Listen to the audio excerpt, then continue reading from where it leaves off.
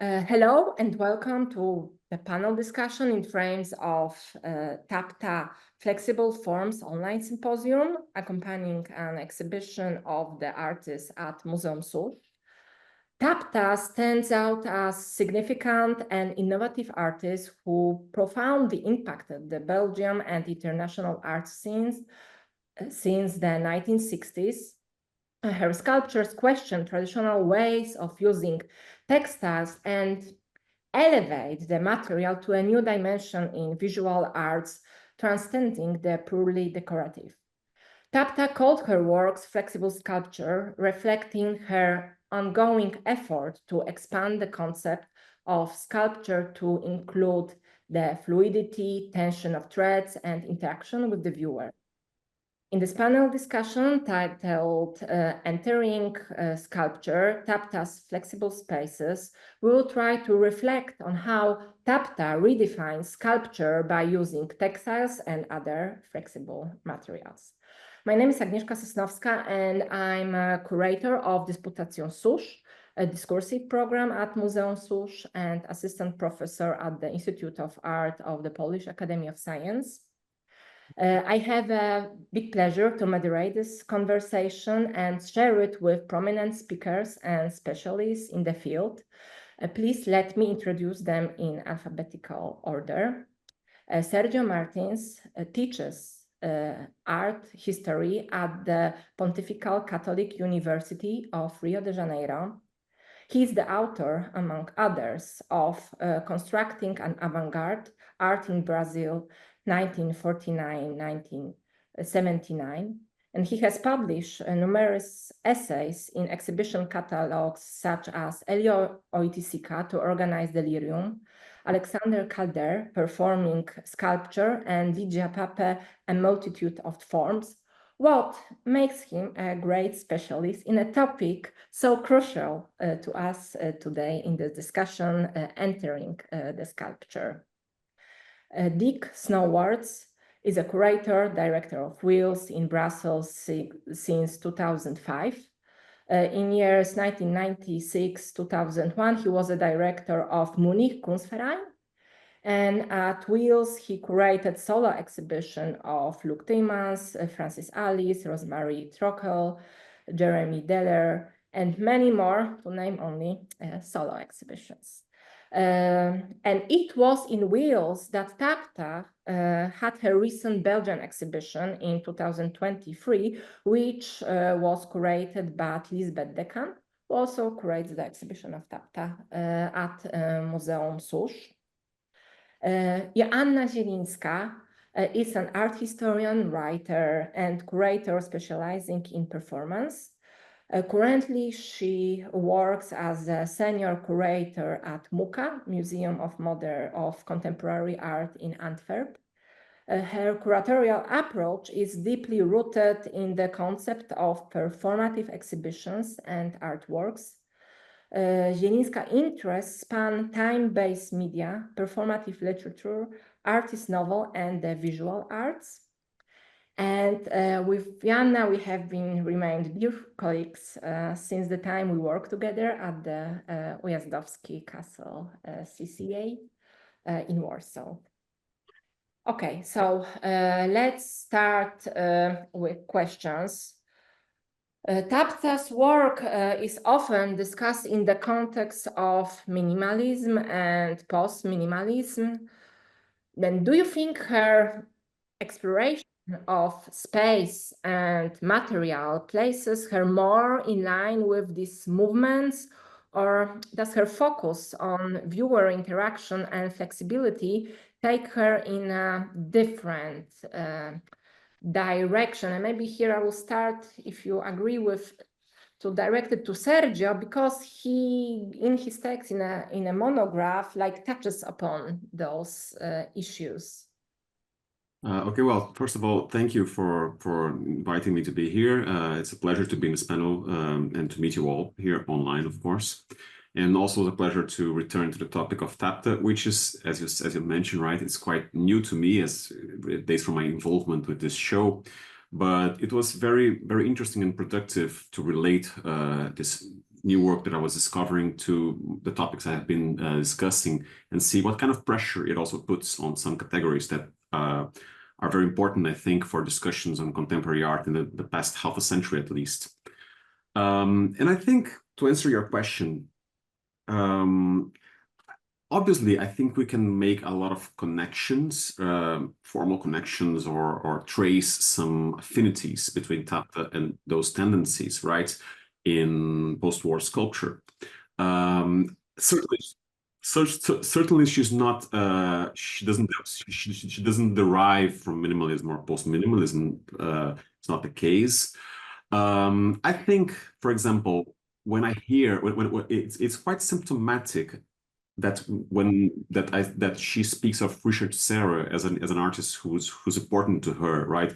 One might make a easier connection with, for example, Robert Morris's soft sculptures, but she mentions Serra, and that makes me think that minimalism in particular, and Serra even more in particular, become important for her slightly later work, right? When she's perhaps leaving this idea of suppleness slightly behind and exploring tension, for example, right? The way tension articulates itself with surrounding architecture and verges on site specificity, I think that will connect her to those concerns. So as she's trying to move from the more tangible softness of the chords to different uses of it in space, and then later to neoprene, I think that's where we can kind of note her dialogue with this particular line of post-war sculpture.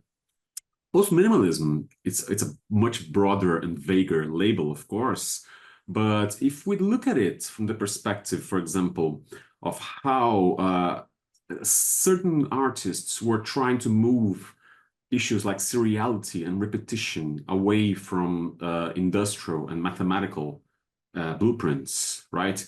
And especially women artists, right, in the 60s and 70s. Obviously, Eva Hesse would be the name that would spring to mind immediately in this regard. I think that we can certainly see the way Tapta works through the medium of ropes and the textiles to engage with that specifically, right? Even though I think what is interesting about post-minimalism is that it's a very kind of expensive label, right? It comes from this questioning of a certain strict formal and material strictures from minimalism, but it eventually is mobilized in order to broaden our historical narratives, especially when it comes to women artists, right? Think, for example, of how an artist like Louise Bourgeois was eventually kind of involved, brought to be read through the perspective of post-minimalism, or of an influential exhibition like Catherine Desaguer's Inside the Visible, that has post-minimalism as a major point of reference there. And this is obviously a key show also in terms of revaluing the contribution of women artists in the 20th century, including Brazilian ones, right? And I find it quite, which brings me to mind that I find it quite puzzling that textile art is absent from that show. Because it would have been a good fit. To think, for example, that you have Mira Schendel's knotted papers or Gego's work in there, the textile art would have made a lot of sense in there, right? So that kind of raises questions that I don't have the answers to them, about why the reception of textile art was not so effective internationally at that point, right, in the 90s. Even though, yes, I think that this kind of expensive take on post-minimalism would have been a good opportunity to already kind of do that. But I don't know if that answers the question. I think for me it was interesting to see this connection between Morris and also Simone Forti. She has this piece, Dance Constructions, with ropes, and I was thinking how Tapta was choreographing somehow bodies through her works. She's working with this idea of gravity and tension, and she's also kind of choreographing materials. And I think there is a kind of interesting connection, actually, maybe with Robert Morris and Simone Forti in that sense, and this tradition of American art from that period. also this idea of intimacy and a kind of dialogue between subject and object. Maurice also he wrote this very well-known text, Note on Sculpture, where he speaks about this idea of Gestalt, and I think this term also is appearing in the context of Tapta's work. So I was thinking that maybe there is really a kind of interesting relationship between these practices, although yeah, they at the same time they are very, very different, and they relate to very different traditions and very different medium explorations somehow. I agree, actually, but it's also because the term post-minimalism is not very precise, or is too elastic. Although there is one figure, of course, I think is very important also because of historical reasons of its presence in the Belgian environment in the early 70s, is Gordon Matta Clark, of course, with his, let's say, Chilean, Latin American concrete heritage, and which is very close or related to a European constructivist or concrete tradition. I read personally Tapta as a representative of a European geometrical up to the period where she starts to make spatial environments, life-size architectonics, which are you could call it penetrables, or really environmental pieces, which are extremely ambitious and probably have to do more with the Parisian experiments of let's say the Christo of the 1960s, which is working on inflatables or empaquetages, but there's also the optical artists of Latin America who makes these penetrables.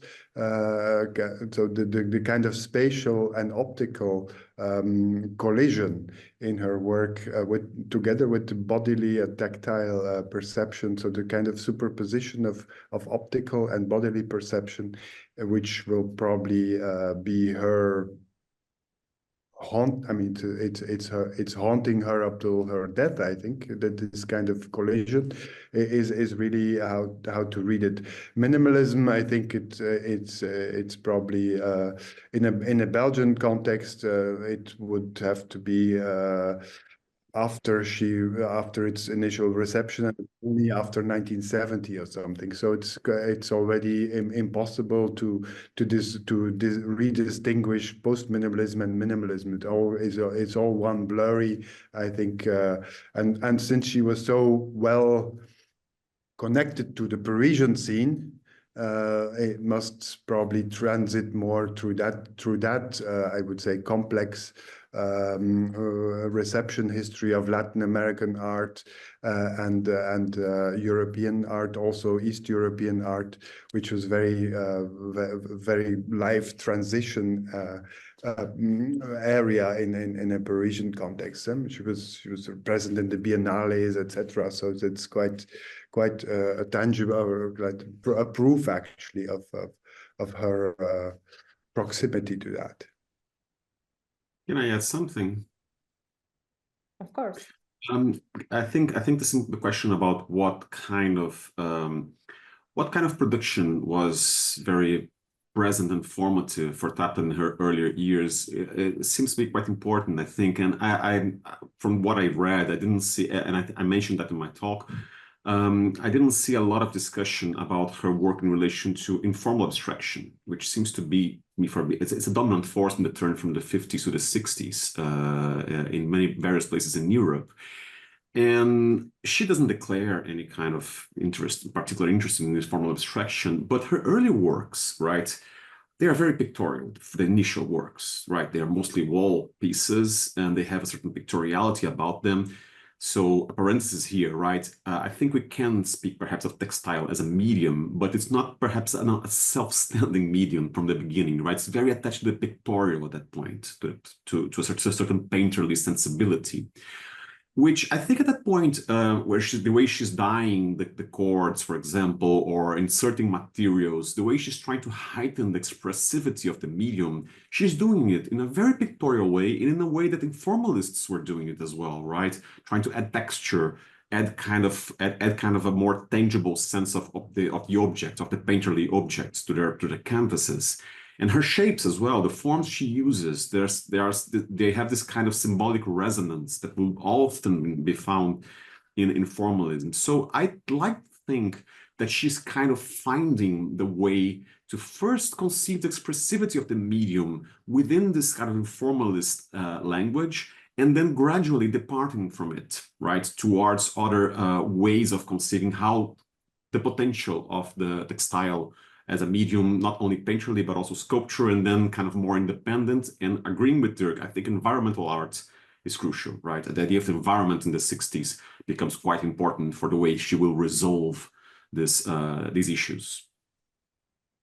Well, I would like to add also the question, I mean, the fact that if in textile production, processuality, time, non-linearity, all these words that are so, let's say, essential to post-minimalism, they are part of the production process. They are in here, and I mean, they're inside actually already the procedure. And I think especially then during her educational and her collective experimental event-like productions, that processuality is at the forefront of many things of, I think, the turn of the 70s and especially most of the 70s, until the rupture actually, which I think is and that is something what I think is unexplained. The rupture with the neoprene works is so abrupt and so brutal and non-explainable that it was an enigma for a long time, and I still don't have an explanation. So because it looks a little bit from a perspective of integrating always more complexity into your work, it's from a point of view of a I would say a kind of a superficial reception of her work. It looks a little bit like less complexity, but it's a different kind of ambition that she develops there. But I think processuality is one of the key words, of course, of post-minimalism, and that delineates her, or that discerns her from I would say constructivist, and brings her close to as you said, to the informalist aesthetics and informalist program. And if I can jump in there, can ask you how, from your perspective, because we are now situating all this very much in a line of like the history of art, but we know that Tapta had this extremely important period in her life, which was the 10 years when she lived in Congo, but we really don't know a lot about this period. She almost never talked about it. For the use of this monograph, we made a sort of research about it, or ask, in fact, the researcher to try to work with her knowledge. But when we now, speak about the different art genres, and then we have this 10 years of extremely important and strong experience, which was also a visit in Congo. How do you see like this, or where you see any reflections of this in her artwork, and do you see it, or it's like for you think it was not really important part of her life? Well, it is a very hot, I mean, it's a very difficult topic because we hardly know anything about it. We've met a few people. Lisbeth has met a few people, the children, of course, but they're very discreet about it because they were either very young or there's not a lot of memory. There is materiality, of course, that refers to a kind of, I would say, socialization. She must have been around people who did weaving and or basketing and or textile reliefs traditionally, or maybe also as pastime. We know about Belgian colonizers that they were living in isolation from the, let's say, the local population. So it's a period that she probably wouldn't be so she would be probably so talkative about if because it was still quite traumatic also. She left, or they left in 1960, which is of course the period of the initial period of the independence, not later, as many who were then probably for professional or other reasons had stayed on until the big bloody let's say insurrections of 1962, 63, 64. So they really left in 1960.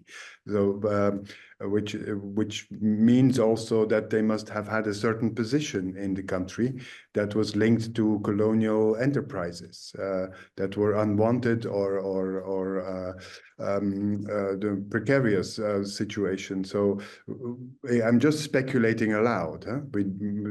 We see on pictures that they're in, of course, modernist bungalows, where probably from the company or from the colonial enterprises. They have a certain environment, and the social environment of Belgian, or let's say European colonizers, is not a very fruitful one, I think, nor intellectually, nor artistically, nor in terms of self-development, especially not for women. It was a very traditionalist, to not say misogyn, and even worse society.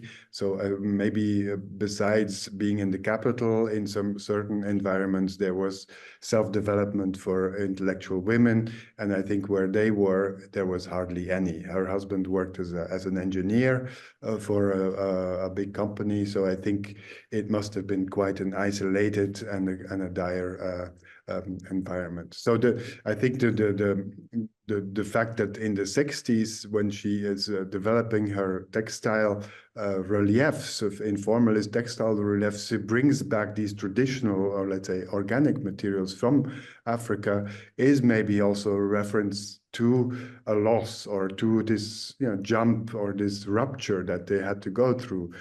We don't know really. I mean, I knew her a little bit, but she didn't talk about. I mean, that was also something that I didn't know until we made some researches into her biography. And not that she was secret about it, but she didn't talk about it. Apparently also, as she didn't talk about their experience in the war, which is also a remarkable, I would say, biographical given. If they were part of the resistance in Poland and then they flew, it's also an element of biography that should be more thoroughly researched. The experience, does it come back in her work? Yes, and if yes, how? Yeah, so maybe I will jump now at once. I will come in with another question. Like Tapta's cocoons, or like they're from chatting, invite the viewer to enter or be enveloped by artwork. And exactly how would you interpret this metaphor of protection and shelter, which is very visible in her own? Yeah, I would say that this idea of tent or cocoon maybe it's the way to connect it with this experience of displacement, or fleeing the war and being in the middle of war in occupied Warsaw. It was probably very traumatic and very strong experience. And I had this idea that maybe these forms, they also refer to this, and to this need of creating kind of safe space, or space where people can meet and feel soft, experience also to have conversation, dialogue. I think this all somehow indirectly are connected to these traumatic experiences through her work.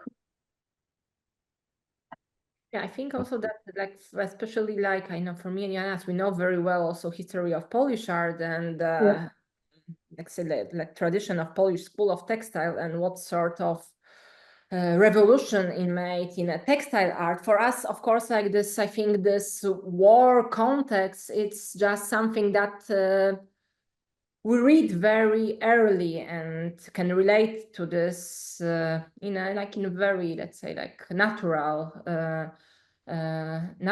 way. Though it's true that Tapta almost never also talked about her experience during. Yeah, because in Abakanowicz sculptures, you have this series of humanoids, and they relate to this subject in a very direct and representative way. Because it's also maybe interesting that Abakanowicz and Tapta, they were both involved in a resistance movement. They were Abakanowicz, I think she was also a nurse during Warsaw Uprising. So there is this quite kind of interesting biographical element that puts them somehow together. If I can add to the cocoon question, I think that we have, well, first of all, obviously the cocoon is an interesting metaphor, not only in terms of shelter, but also in terms of transformation, right? You are involved in the cocoon in order to emerge as something else. And that kind of aligns, I think, that kind of puts her environment, the way she conceived of environmental art, I think that kind of aligns her with a certain tendency there in the 60s and 70s, because environmental art in post-war years, I mean, it could go in different directions, right? It was often about transforming spaces or kind of making spaces, denaturalizing spaces in relation to everyday experience, and especially to everyday commodified experience, right?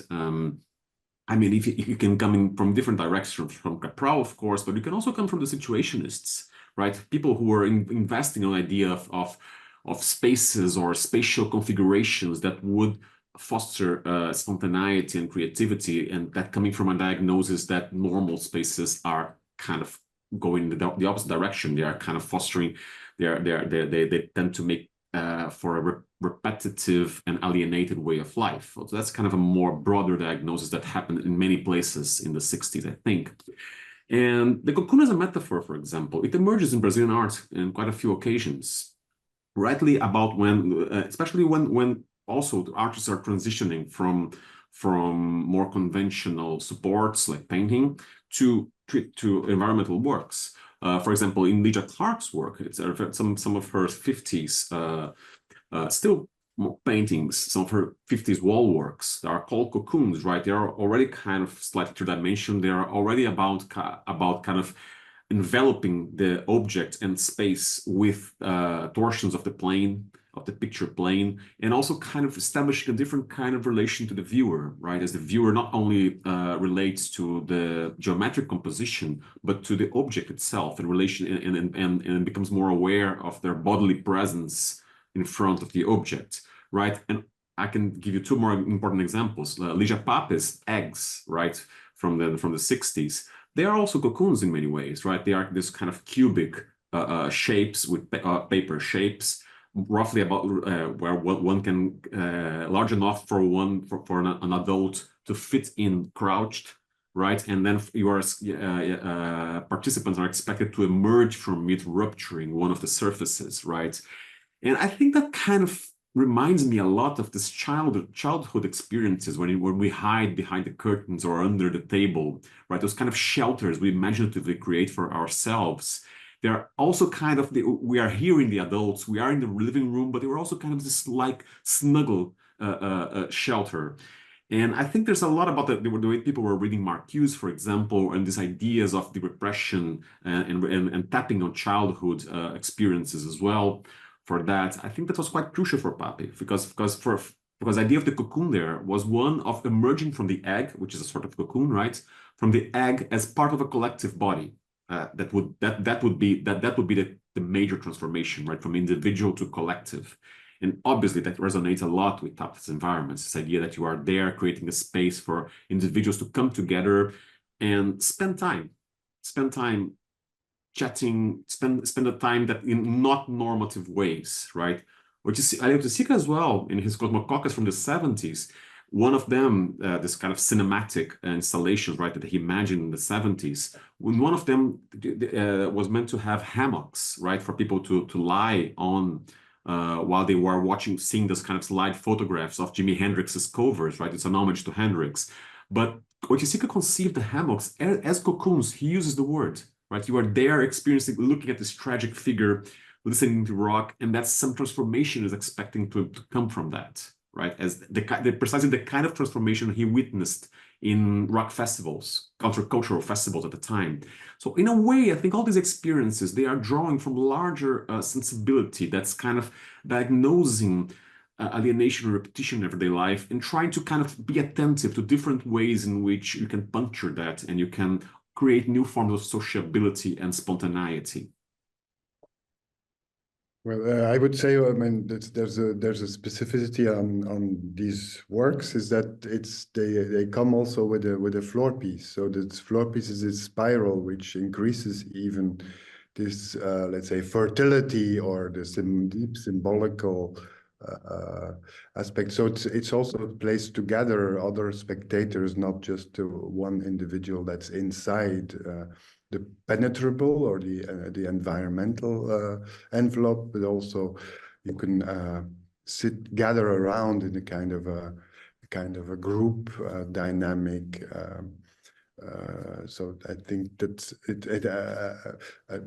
what I also find striking is the rivalry with a certain kind of design of the 60s also, that has a kind of joyful, hedonistic, overtly hedonistic aspect.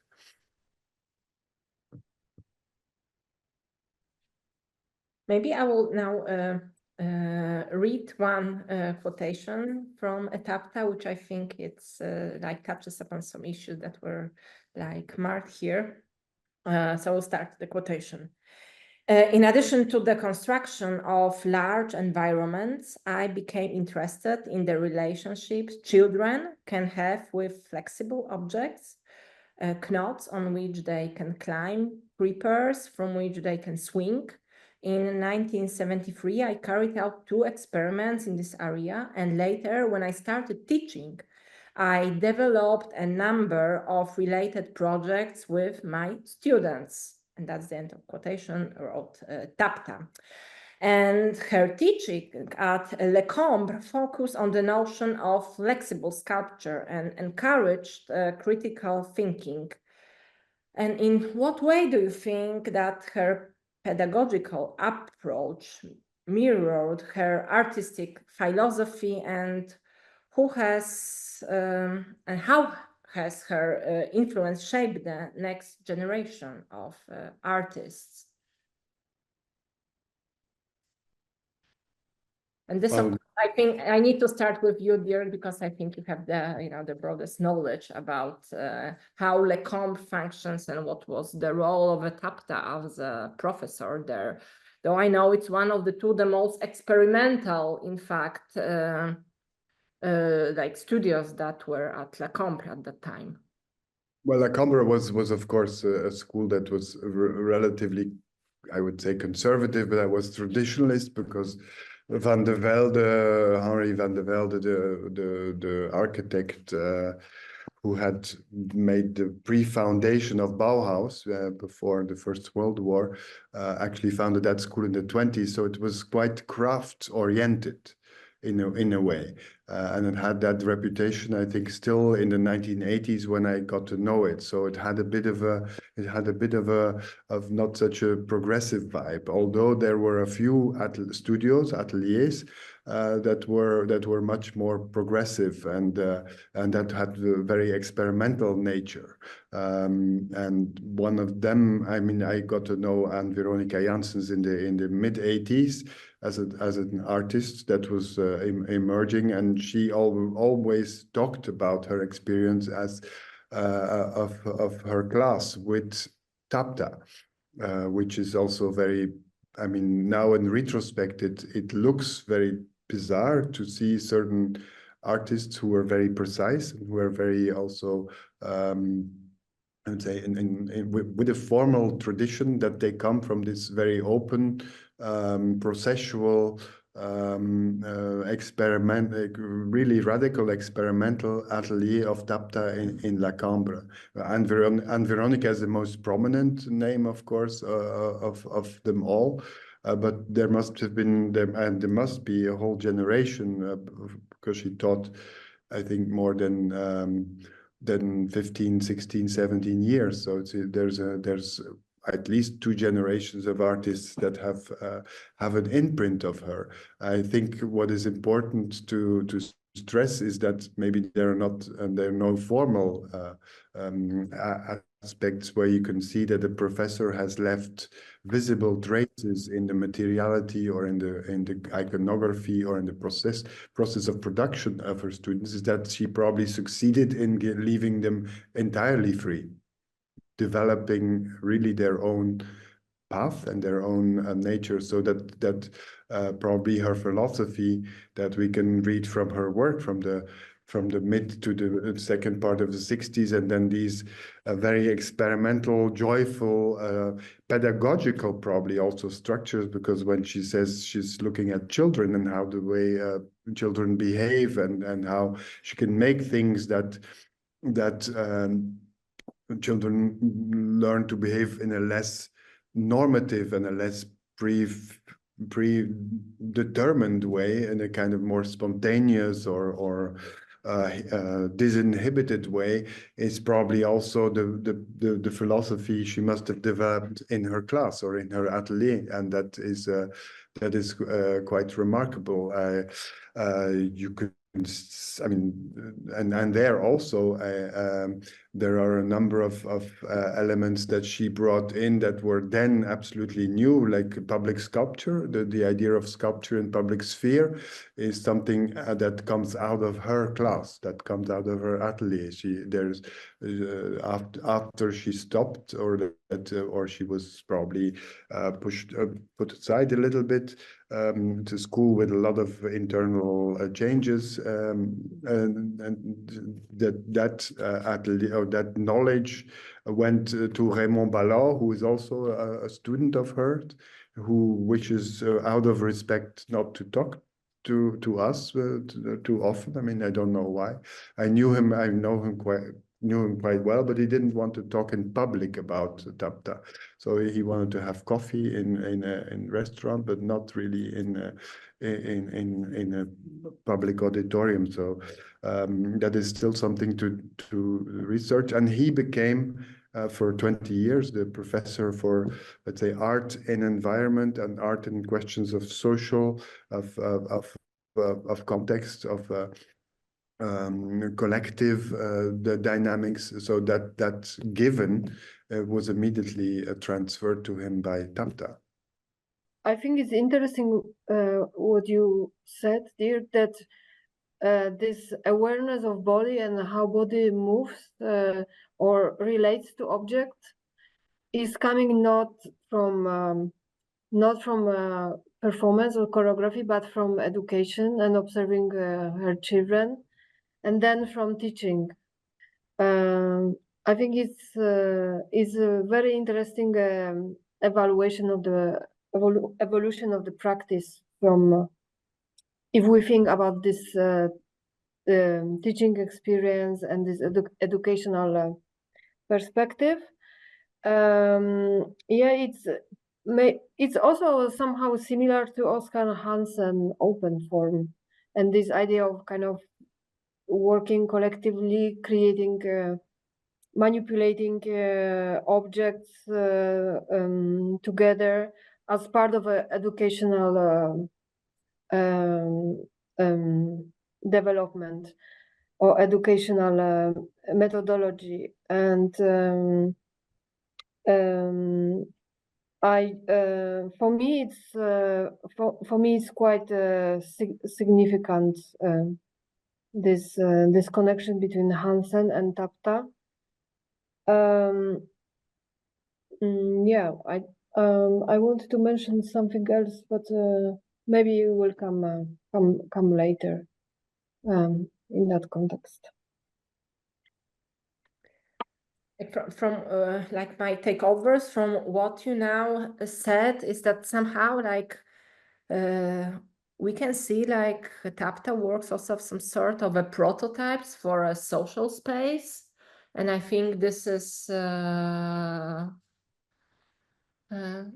very like beautiful in her practice, that there is really this very strong social aspect, though it was really, as far as I know, never like formulated in this very direct way, but it was always made through materials and through artworks themselves.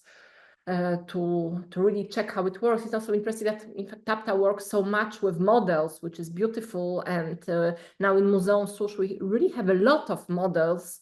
And first when I just watched the exhibition on the paper as a concept, I was very surprised.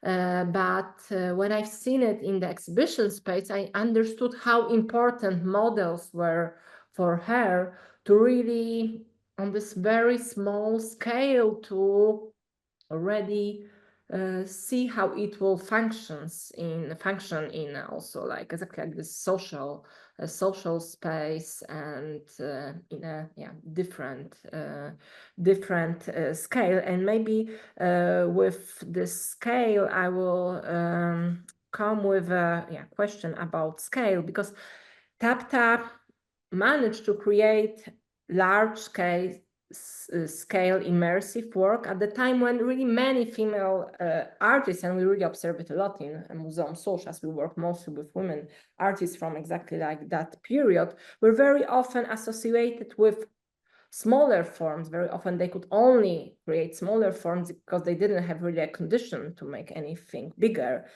And you may say that Tapta worked in a very male scale, like really with this big gesture.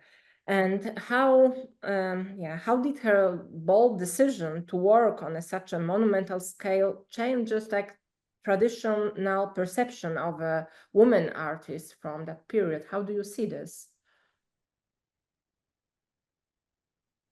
Well, I mean, it's like a logical consequence of the process of her work. She has the ambition to define social and architectonic space already in the late 60s and 70s, maybe with more, let's say, informalist or tactile materials. But that ambition is there. And she develops it further and further. I think also the consequence of wanting to make spaces that kind of define not just the opticality, but also the hapticity, the tactility, the bodily perception, must have had, I mean, unfortunately, some of the environments or of the interventions in architecture are lost. And I think the ones that are with rubberish or with this kind of surfaces must have been quite impressive. I don't think they were that optimistic. If you know, I mean, the neoprene is one thing, but there's also these kind of rubberish, bizarre. I would say almost skin and like leatherish kind of surfaces, and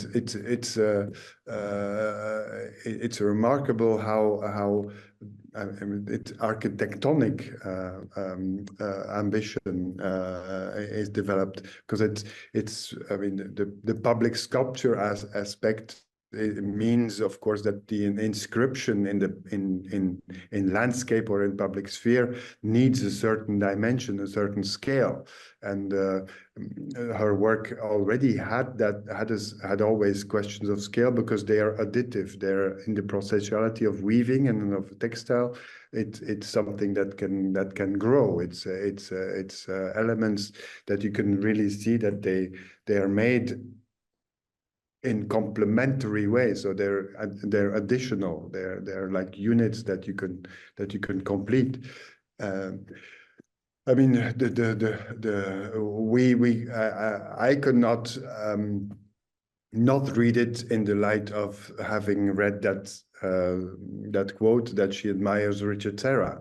because when I was younger, the neoprene works, they were very present in group exhibitions.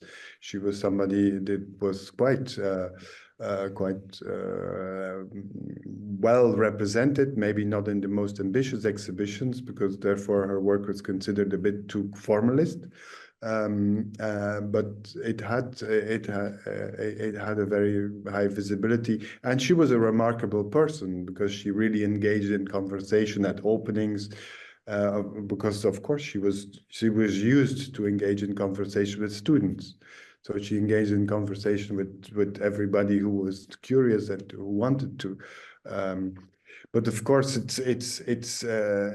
mean, you can see that there has been a generation of people who, even from 74, 75 onwards, she gets a recognition in the art world, which is very much present. So, and in the Belgian art world, she has a status. You see that, and it's even before her students become more important artists and talk about it. I think her untimely death, the rupture of her death was very abrupt, and I only found out much later, for instance, because I didn't live in Belgium anymore, that she was gone, and she would have probably had even bigger sculptures in public sphere, because it was just a step up. She was just at the beginning, actually, of developing these vortexes where the idea of tension and of dynamic and of a kind of the dynamic space is really at the core of her thinking.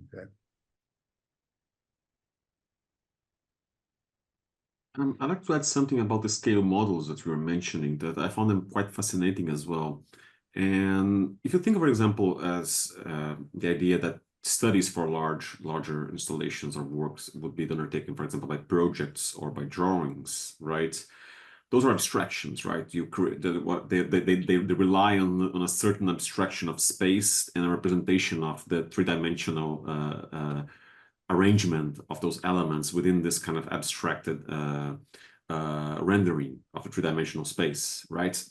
And obviously they kind of you can trace them back to a certain, even to the idea of design in the Renaissance. You can trace them back to this idea of this emergence of the designer or the architect or the artist as this intellectual person who's presiding over a certain abstraction. A certain abstraction that's necessary for the development of early modern and modern art. But I think that the scale models do something quite different in this regard, right? The moment of this initial conception of the work remains very much staked on a gesture that's correlated to the gesture that will be involved in building the larger works, right? This kind of hand weaving or hand rolling, hand knotting, right? In a very small scale. So. And I remember that because I know that an important Brazilian sculptor, Amilcar de Castro, who works with iron, like Corten steel, like Sérgio worked. He would kind of make scale models in various scales until the works got large. So he would kind of grow them bit by bit, which is a bit antithetical to the idea of the projected drawing as well. And I think this seems to be quite important for Tapta's textiles work. This idea that you are kind of coming from the hand gesture to and getting this gesture more collectivized, right? And perhaps in the I don't know if I think she used help, right, in the larger works, right? So yes, this gesture is kind of the gesture itself and the repetition, the processuality, as Dirk mentioned, it engages a certain collective. Right, that makes a lot of sense to me if you think how important the student life becomes to her, right? The idea of teaching and involving the collective of students as well, right? That she would do it in this way. Yeah, maybe I can also add that I never relate the scale to male or female.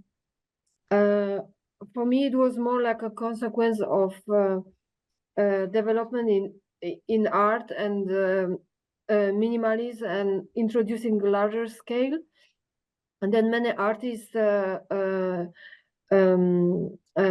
were part of minimalist movement, they also started to work in the landscape, like Robert Morris. and they were associated with land art. So I think it's also connected to the historical development of specific artistic practices. And then she's working somehow with the landscape, like introducing plant forms and cocoons. And then naturally she moves to the public space. So it's also quite interesting, this shift from creating landscape to working with landscape in a different way. And yeah, the same happened somehow to Abakanowicz. She also had this cocoon form, and yeah, she also started to eventually work a lot in public space. So this could be also somehow connected to what was happening at that time in 70s, in 80s in art.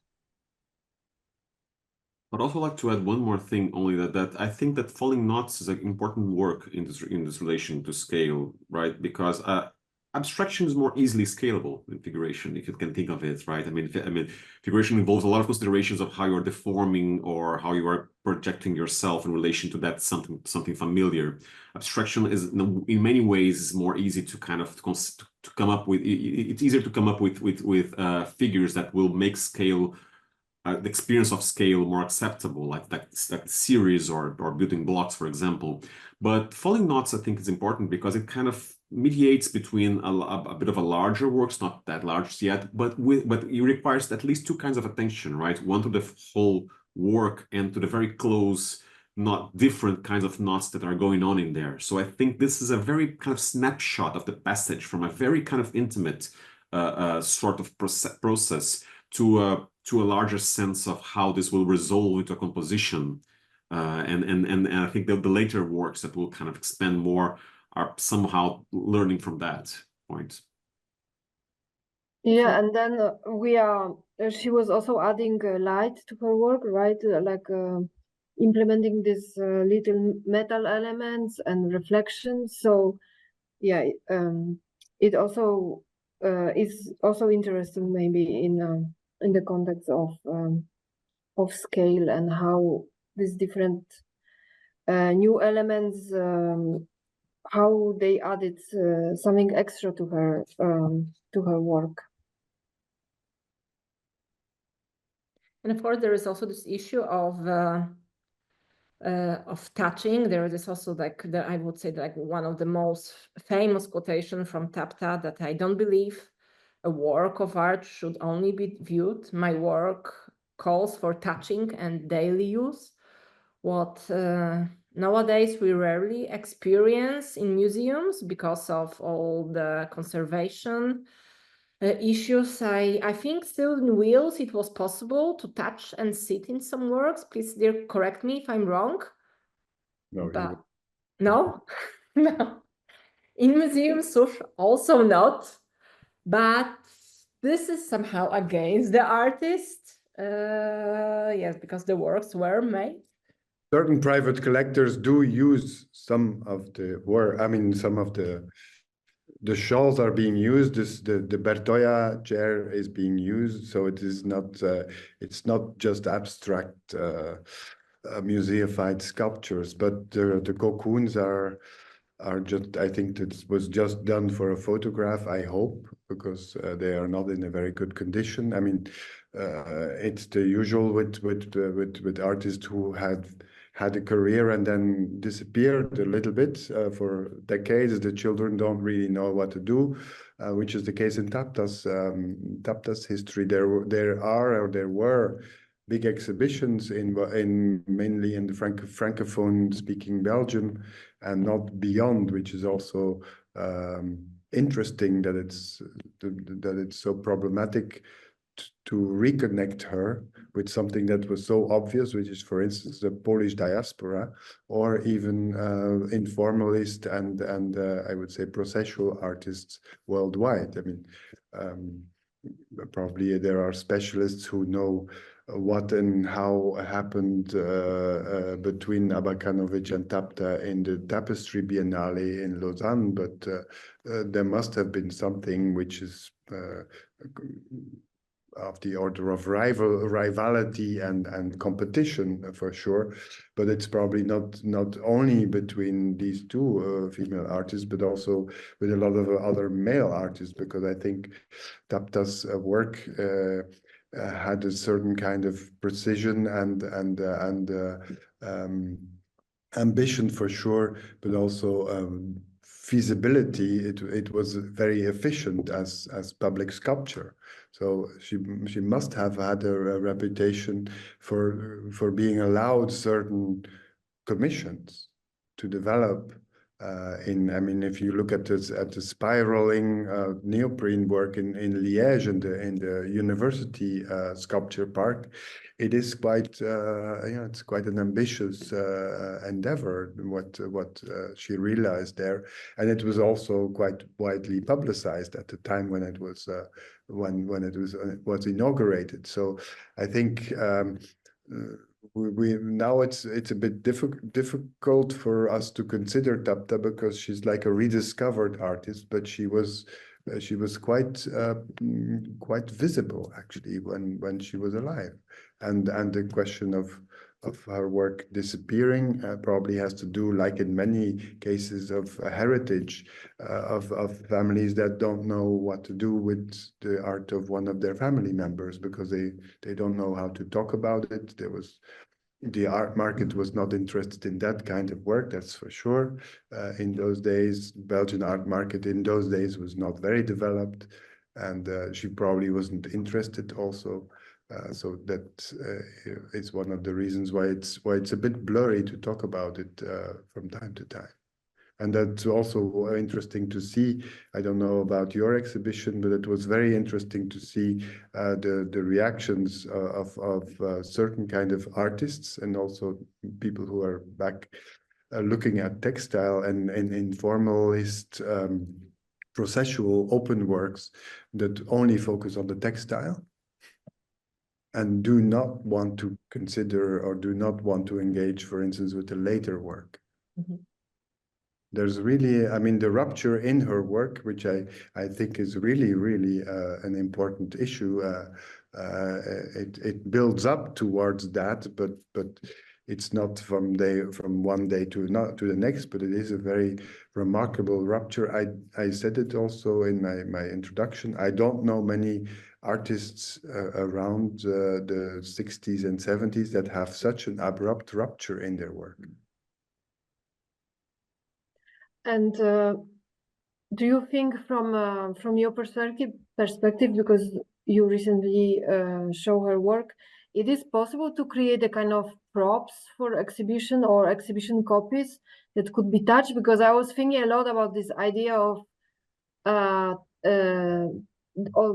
tactility in her work, and that is actually kind of core concept, and it cannot be proceed because of this idea of conservation and from museological point of view. But I was thinking if it's because I don't know exactly how complex maybe some works that they are not so complex, maybe it's possible to make exhibition copies. There are bigger productions that will be made from the miniatures, from the models, from the maquettes. That is allowed. Apparently, there's a kind of written agreement about this. I think the textiles we reconstructed because of, as you know, you work from. We decided to reconstruct under the supervision of one of her students and one of her assistants, Anne Veronica Janssens, and also with colleagues that now work in textile in La Cambre. So they remade actually the mobiles, which is a very intense and expensive work. So it's not given. I don't know if so many people will want to make replicas. Or model exhibition copies, if you can, so that it. But I'm also not so certain that it's necessary. I mean, they are very symbolist, as was said in the beginning. They are very symbolical forms, and I think the abstraction of these symbolical forms is so strong that you can mentally transpose into the bodily perception of them. You don't, I mean, I don't see it necessary to have to physically lie in the cocoon to imagine what it is to lie in a cocoon. Of course, I think it's more important to think that you are not alone in there, that this collectivity is much more, I mean, somehow the experience of it is more difficult to reconstruct than the works that you engage in let's say on an individual basis. I think the only, I mean, the ropes, the falling knots ropes, I think are the most literal works that demand almost to have a physical, let's say, experience, because they are about rhythm. They're about a different way of composition. They're musical in that sense. So I think the other works is you mentally transpose, of course, the labyrinths, the life-size labyrinths, the sculpture in front of the North Station. They are also engaging with your perception, because the movement of the body around them makes their let's say perception completely different. I have like a very fresh experience from the exhibition. So also, as far as I'm concerned, the forms for a flexible space, so like this really big environment, this is a reconstruction. Yes, this very bad state, and it's reconstructed. In Muzeum Susz, you also should not touch it, though during the opening there were a lot of kids, and I have to say the works really call for touching and for sitting, and kids once just they have this intuition, and just they felt it, and the first thing they made, they just went and jumped on these pillows, and in this sense they call for touching, and there's so environment that for me this was very significant, that the moment the kids entered, at once they knew what to do with the work. But maybe I would like slowly to close our discussion, and then I would come back to this difficult subject that didn't have still answer here, like this sudden change for neoprene, because I found, in fact, one only in one fragment of conversation when Tapta tells about it in a quite direct way. And then she tells, and I will maybe read quotation again. I rejected fabric because there is always a decorative side to it, and I don't like that. Answered Tapta, asked why she moved from soft, flexible material to a very durable structures and neoprene in the late 80s. So was she doing so declaring, in fact, the failure of textile art? Can we go beyond decorative when we work with textile? Can I ask a question on that? I felt that I was looking at the São Paulo Biennial records, and it seems that Abakanowicz won a prize for applied arts there in the 60s, right? Which makes me think that textile art must have been kind of, I'm not a specialist here, but must have had a sort of a difficult time asserting itself as an experimental art form as opposed to a form of applied arts. I don't know. So maybe that adds to the mixture of this question of this issue. Well, I think it's not just textile art. I think it's the ideas of the 70s that get devaluated in the entire society also. And I think she's not the only one to comment on that. I don't think she's really truthful in this to call it decorative. I think it was the domesticity, and probably also the fact that women still, and especially female artists, still had a hard time to be able to allow to be allowed in political and social sphere to interfere there with public sculptures. And I think textile, of course, doesn't have that ability to really go into physical space. It is always an art of the interior. And if you want to go outside, which apparently she does give that, impulse from the 70s onwards. And so she really, her ambitious projects, they are always in public sphere. They're most of the time in gardens or in parks or in cultural centers. So it's very precise and there are textile reliefs for insides of lobbies and entrances of public institutions, but I think her real ambition was to rivalize with architecture and public squares. And there, of course, she has to go for a more rigorous, a more durable, a more, I would say, industrial, but that's probably not what she's looking at it, because neoprene and also that the kinds of sheets of rubber have a materiality, they have an industriality to them, but they also have a skin. They also are they're also very ambiguous in their surface and in their constitution. And I think also, I mean, that's one of the things, but this has to be developed, is the color, the darkness of it, the really imploding, the really dense blackness of them, and then the corrugated steel or corrugated metal with a very pronounced bolting and fabrication that are so I mean, really prominent. Even in the maquettes, she made them prominent, and the big ones must have been really constructive elements. Is some people related to biographical data again, to a biographical element, which is not traceable or not verifiable. Family drama in the 70s. That must have had also an influence, for certain, an influence on her work.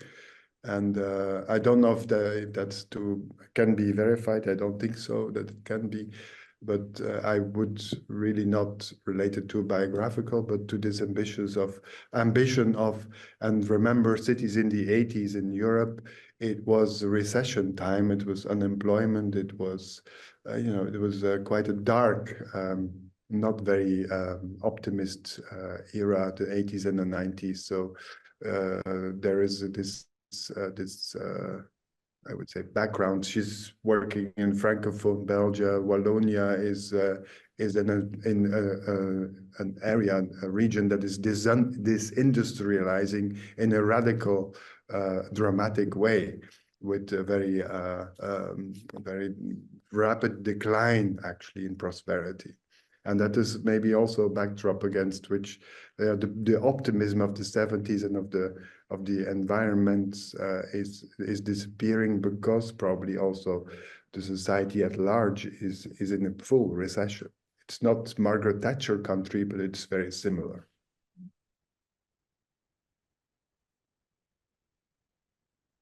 I think it's very impressive when we think of the scale, like all the paths she went through, because of course we have also like the clothes, interior designs, how she was really like, she was able really to work in very different conditions and really experiment with them.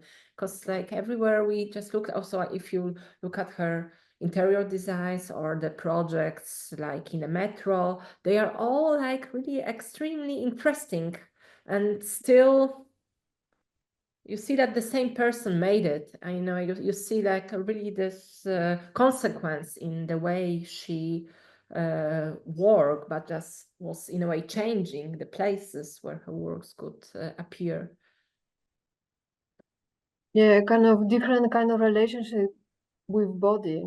and visitor's body, but also this idea of making first clothes, right? Because she was experimenting with clothing, then moving to something more architectural, more spatial, and then going to the public space where this body is present but in a different way. So I think there is a kind of consequence here, kind of interesting consequence if we think about this performing body in the work and how this body is choreographed in a different way through different materials. So maybe we'll take like this